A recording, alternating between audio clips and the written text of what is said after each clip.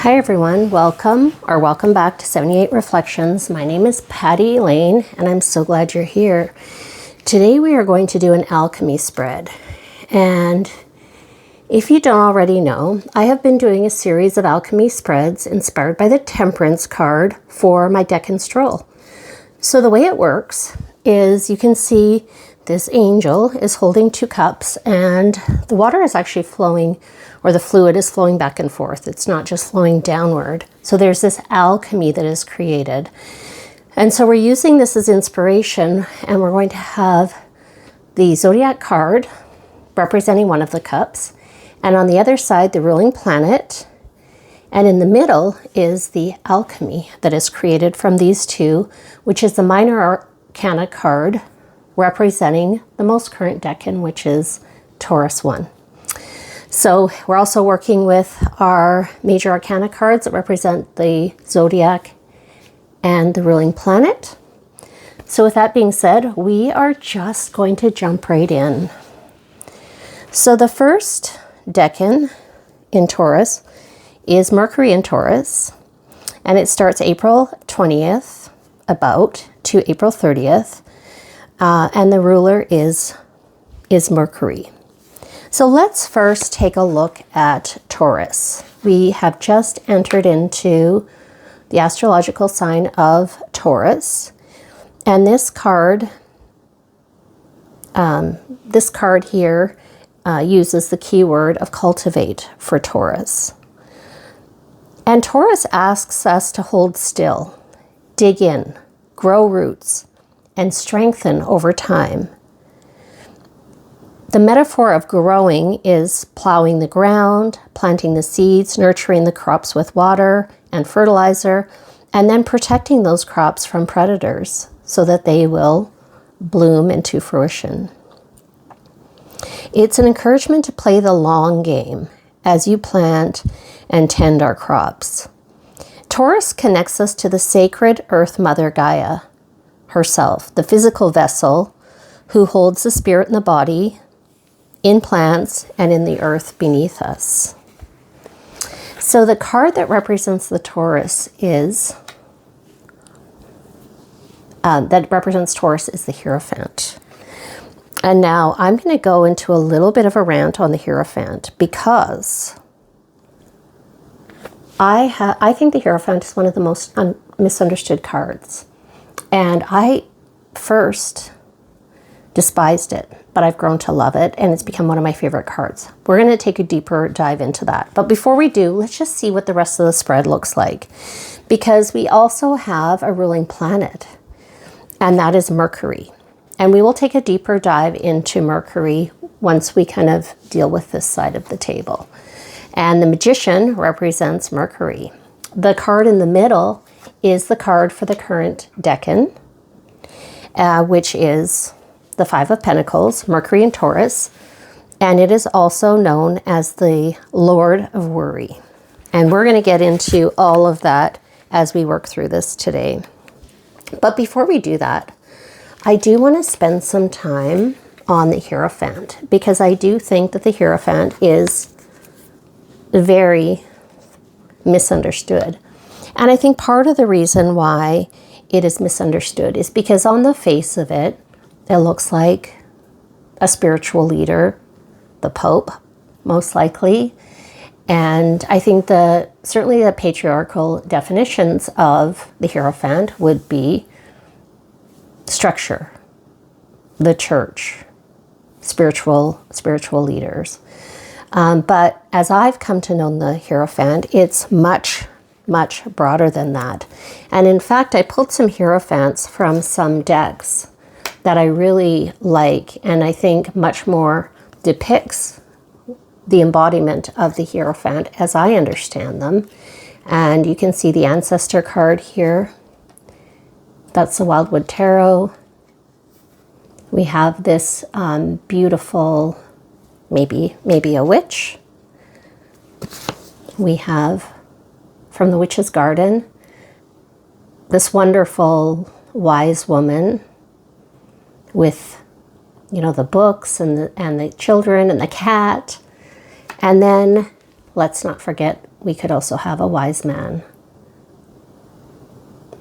And the person who really helped me come to terms with the Hierophant was the Brinth, and I'm going to link Anna's video in the description box, because the way she describes the Hierophant, the major arcana card, the 5, it's a challenge card in the Fool's Journey. And the Hierophant invites us from our private life into our public life. So if you think about the sequence of cards in the Fool's Journey, so the Fool is 0, and then the first card is the Magician. We're going to talk more about the Magician in a bit. But after the Magician, we come to the High Priestess. And then right before the Hierophant, we have the 3 and the 4, the Empress and the Emperor, the Divine Mother and the Divine Father. And this 3 and 4 is essential foundation to get us to the Hierophant, because the 3, the Empress, is nurturing, and the 4, the Emperor, is stability of foundation. And so these together represent the protection of home life and the valuing of self-care first before the 5, the Hierophant. And this is when we go into the world and offer our gifts. Within the safety of the home, the Empress and the Emperor, we are able to learn, grow, experiment, and explore, do all the things that we need to do to help us figure out the essence of who we are. And when the home becomes too small and too confining to us, that is when we go into the world and share our gifts. And that's the Hierophant card. And Anna explains it a lot better than I will, so I'm not going to try to explain everything she talks about, but she does talk about when the decks were created, that was a time when the church was seen as the community. And so the Hierophant is going into the community to become visible. And so according to Anna, and I agree with her, the Hierophant is finding our place in the world and feeling safe, showing up authentically as who we are. And it's really critical that the 3 and 4 steps are created prior to bringing our gifts to the world, because it is a challenge to bring our gifts to the world. Our gifts are not always accepted. We might be challenged. We might misstep. And so having the 3 and 4 steps are completed, the exploring, the nurturing, the stability, the boundaries before we bring them to the world. And that first priority is development of self before the expansion to the world. And so I think that that's a really important perspective on that. I also want to talk about some of the cards. So the decks I've been working with in this study, this first one is the Star Tarot. And the Star Tarot has so much symbolism in it. Sometimes it's a bit overwhelming. So I'm not going to talk about everything, but I'm going to touch on a few things. And I'm going to read from you a little bit from the guidebook. There are times in your life when you feel disconnected, lost, off-center in the labyrinth of life, and uncertain on how to get back to your true self. This is the time to seek the wisdom of the Hierophant, the enlightened one, a spiritual advisor, the revealer of sacred information, helping us reconnect to our soul self. The Hierophant symbolizes the mediator between your spiritual world and your material world. She shows us how to live a spiritual life on earth. I am a spiritual being having a human experience. So this card reminds us to connect. I'm just going to move these cards a little bit, make room for some more. This card reminds us to listen to our inner self, find our spiritual courage and our true destined path, and use the Hierophant's labyrinth, follow its spiritual path, and it will guide us to our heart, opening our spirit, gathering wisdom and knowledge, and bringing that to the physical world with blessings of the divine. So some of the symbolism in this card, they talk about, of course, I cannot possibly see, that this person has one blue eye and one brown eye to represent traditional and non-traditional spirituality. There's also a medicine wheel, medicine pipe and pouch. Taurus, the bull, to the right represents earth and masculine. And then over here, we have this beautiful bear with the lightning bolt of inspiration, representing introspection, learning, and the feminine. So the labyrinth we see here is going within, communing with the divine, and then returning to the outside world with our insights. So I just think that's beautiful. And there's much more symbology than I'll get into today. But if you have the deck, highly recommend reading the guidebook. It's so interesting. So let's now take a look at the Tarot of the Spirit. In the guidebook, it talks about connecting with your higher self, listening for messages surfacing within, becoming both the student and the teacher. Make all moves in the light of your own truth and a sense of justice. Let your conscience be your guide. Attune to your spirituality for answers. Seek your own god or goddess. You will find your inner guides are waiting to serve you. The Hierophant is a bridge with your outer experience and the way this experience is illuminated on the deepest inner level. You are a human being containing the life force of spirit residing on the planet Earth in a physical body. You must accept this structure and work within it. Also beautiful. And then we have the Zodiac. You know, this, I can't say enough positive things about this little Zodiac in a tin, Zodiac Tarot in a tin, because it really explains the decans. And it talks about why is Taurus, a sign connected to the pleasures of life, associated with such a spiritual card, the Hierophant. And the reason is Taurus knows about ephemeral and therefore lives in the present moment, enjoying and satisfying the senses. Taurus has high values that are manifested into reality. Aries is a divine spark that comes before Taurus, and then Taurus is the true birth, the manifestation of that which is human on earth, which holds the flame of the divine within. So that is all about the Hierophant, and in defense of the Hierophant, much more than structure and organized religion. It's, to me, this just blows that structure out of the way for a much broader, more holistic view of the Hierophant, which is Taurus. So let's cross over now. Now that I've won you all over about the Hierophant, let me know if I haven't. I'd like to know. Let's talk about Mercury. So Mercury is the ruling planet and our mental switchboard. Our mental switchboard. How we think, communicate, and move through the world. In the tarot, Mercury comes to life in the form of the magician, the master of space and time, of cosmic energy. He's proof of mind over matter. The magician shows us that the outer world of cause and effect and the inner world of personal experience are not so far apart. Mercury is known for speed and agility, quick thinking, and rules messages and communications, represents logic, reason, writing, and speech. The magician, like Mercury, corresponds to the element of air. So Taurus and the Hierophant, the element of earth, and meeting with Mercury, the magician, and the element of air. So let's explore some of these cards.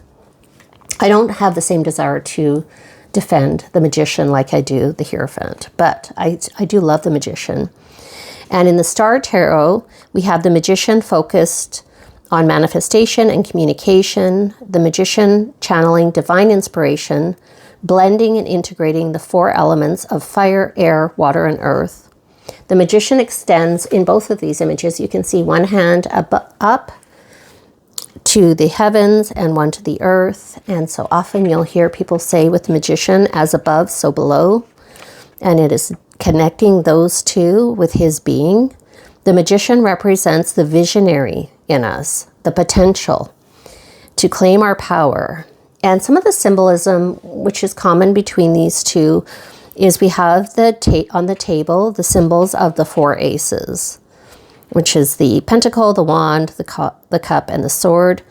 The Magician is associated with the planet of communication and movement of Mercury.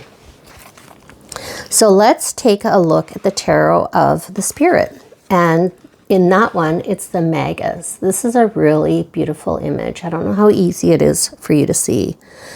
But the Magus keeps silent and wields the tools of magical change. You are a visionary. It's not necessary to express this to others. Trust the lessons of your own experience. You embody force and power, and you hold every key to create change. You have all of the resources you need, but only if you operate through focused action. Be ready to create your world in the image of your choosing. So whereas the Fool is all potential, the Magus is the focal point.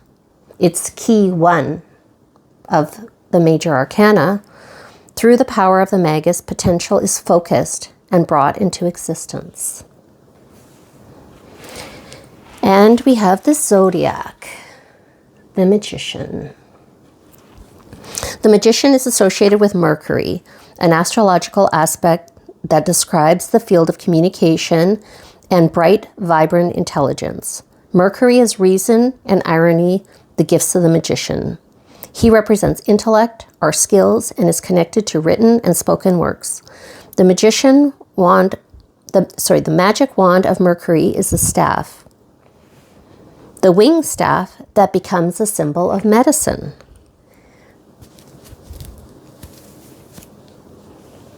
Which is really interesting. This sign here is the sign of medicine. I never thought of it that way before. So here we are with Taurus and the Hierophant and Mercury and the Magician. And in the middle, we have the 5 of Pentacles. So let's take a deeper dive into the 5 of Pentacles, which is the minor arcana associated with this decan of Mercury and Taurus.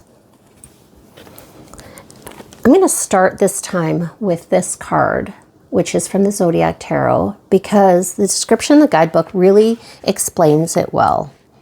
Mercury, communication, interconnection, speed, is in Taurus, a fixed earth sign known for steadiness, persistence, sensuality, and resistance to change. 5 is challenge, an exercise in realization and recalibration after the 4.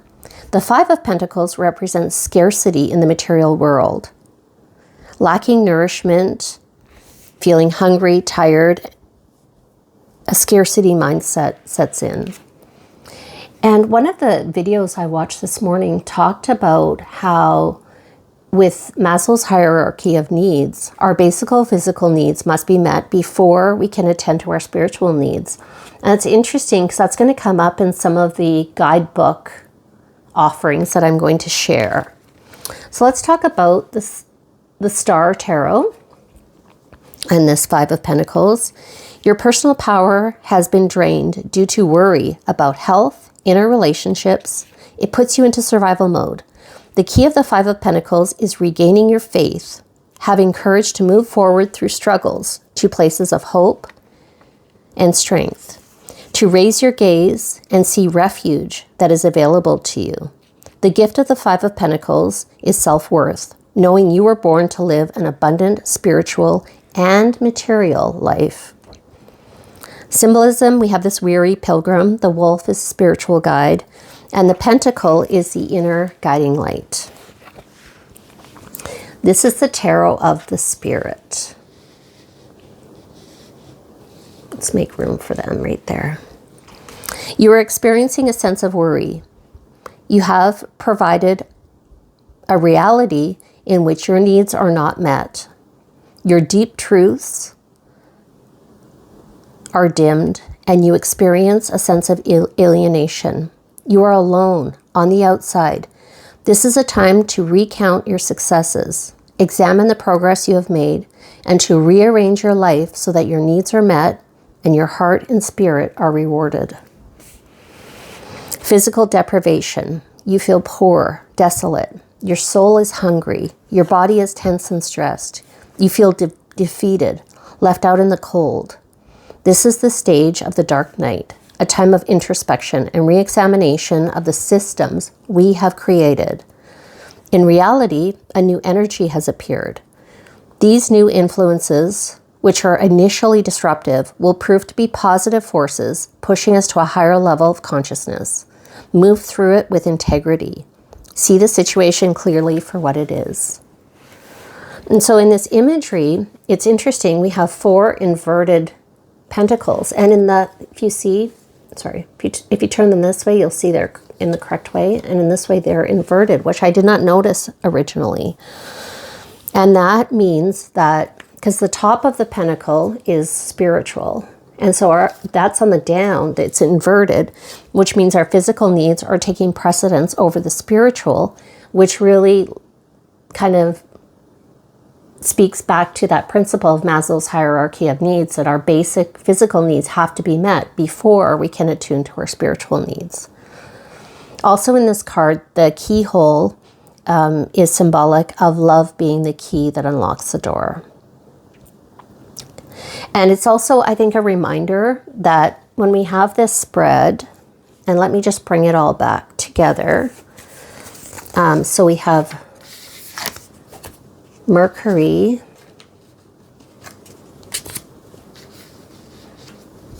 and the Magician, and we have Taurus, and we have Temperance.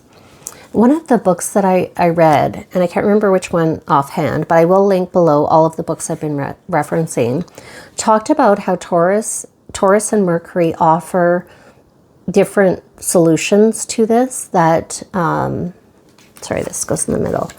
Where's my Hierophant? She's blended in with all of the other Hierophants. Here we go.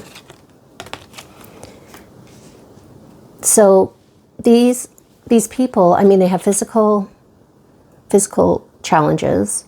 They're cold. They're not in ideal circumstances. And they've walked right by this window. And this window is reminiscent of the stained glass church window, which connects it to the Hierophant. But also, if you look below the Hierophant, there's keys. And so one of the guidebooks offered that the Hierophant offers a solution to this in offering the keys, but also the Magician offers a solution in that you have all the tools you need in order to not just survive, but thrive, and also access your inner wisdom. And so I think that those are important aspects to consider. So the alchemy between the Magician and the Hierophant, thinking of them as these cups, we have this fast-moving magic maker magician who shows up, that's Mercury, showing up in Taurus, which is this fixed, slow-moving sign that tends to be a bit rigid and stubborn, hence the bull. And so it can be a bit jarring. The magician is just doing his magic thing and not answering to anyone. One of the descriptions talked about how, like, don't worry about what anyone else is saying. But the Hierophant is different. The Hierophant has visibility and time-honored knowledge and, well, I guess, a curated vision. Whereas the Magician is more experimental. So you can kind of imagine a bit of the rub anyway. But I like the description from the Tarot and Astrology book. And they talked about how when Mercury, the Magician, finds himself in Taurus, his focus shifts from mental Mercury, the air sign, that is suddenly thrust into the earth sign. It becomes a cold, cruel world where physical survival becomes the priority. And the Golden Dawn designers of the card, this Five of Pentacles, called Mercury and Taurus the Lord of Material Trouble. And Susan Chang referred to it as the Lord of Worry, which I think are very similar. And it's because high-flying Mercury is weighed down by the physical experience.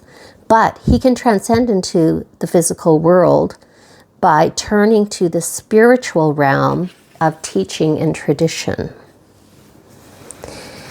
And so, as I mentioned, the Five of Pentacles is connected to the Hierophant. We see that stained glass window, and that light shining through symbolizes refuge, illuminated wisdom. And much of the Hierophant's wisdom focuses on the earthly realm, the realities of being a spiritual being, having a human experience on this planet. And so Taurus is concerned with the material and physical well-being, which is an essential foundation to spiritual well-being.